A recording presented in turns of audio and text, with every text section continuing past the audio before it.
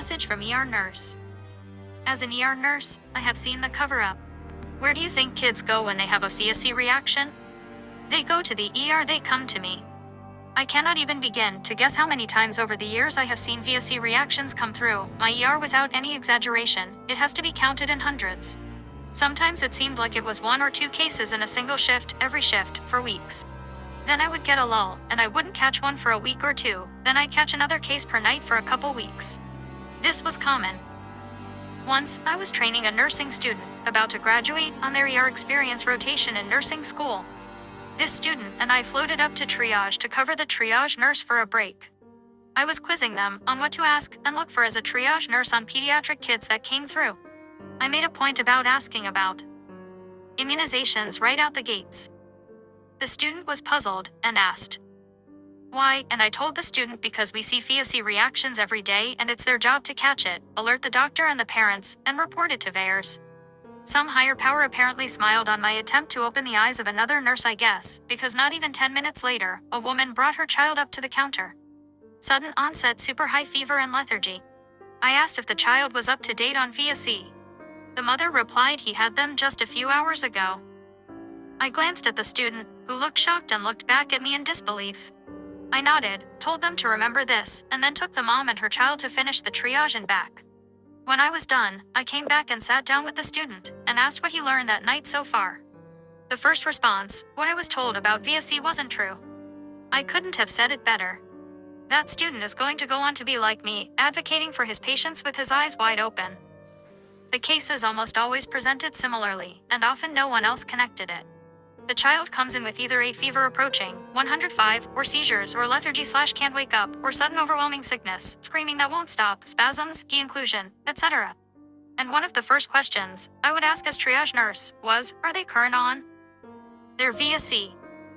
It's a safe question that nobody sees coming, and nobody understands the true impact of. Parents and coworkers usually just think I'm trying to rule out the VSE preventable diseases, when in fact, I am looking to see how recently they were VSE to determine if this is a VSE reaction. Too often I heard a parent say something akin to, yes, they are current. The pediatrician caught up their VSE this morning during their checkup, and the pediatrician said they were in perfect health. If I had $1 for every time I'd heard that, I could fly to Europe for free. But here's the more disturbing part.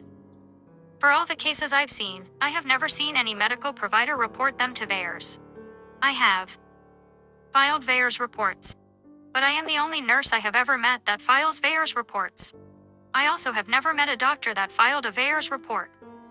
Mind you, I have served in multiple hospitals across multiple states, alongside probably well over 100 doctors, and probably 300-400 plus nurses.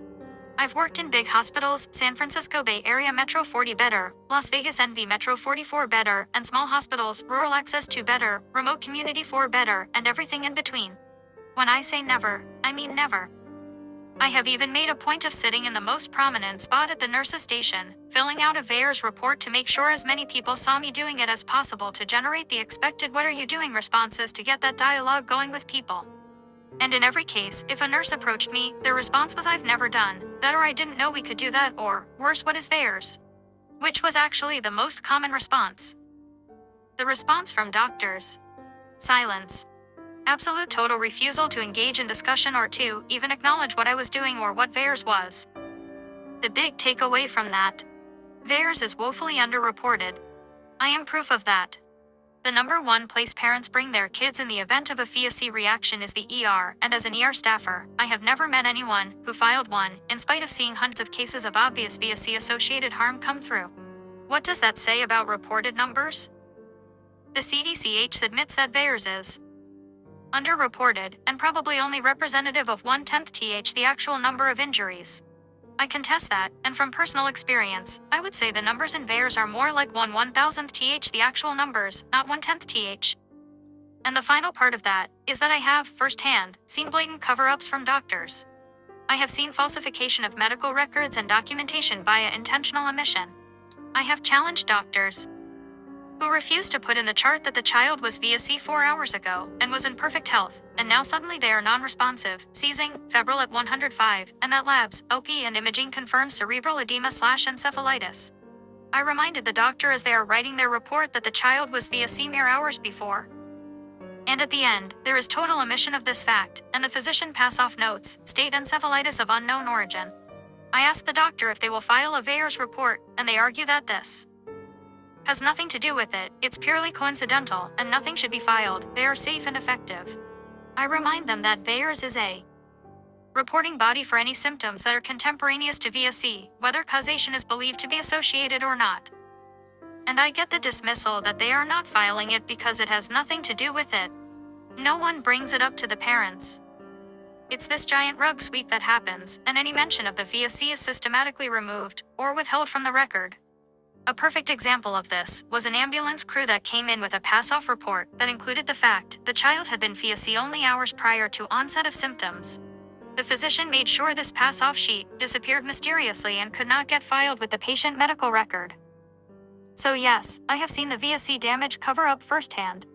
I know that it is intentional and active in the medical community. I know that it is happening. And on top of total denial of any association, and total cover-up, they also refuse to report to VAERS, which is supposed to be reported to for anything that is even in no way suspected to be associated with the VSE. This is a systemic suppression of information and statistics. And yes, in the cases described above, I did approach the parents, and I did tell them about VAERS, and I did start a case for them and file a report.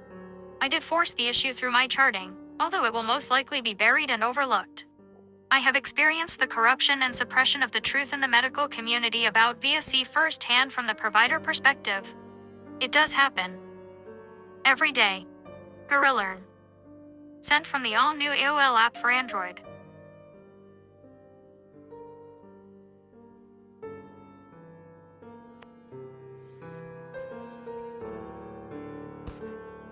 What do you see as the biggest challenges in conservation? The growing human population. Because where we are, there's nothing else. And do you have views about what should be done about that? Can't you guess? What do you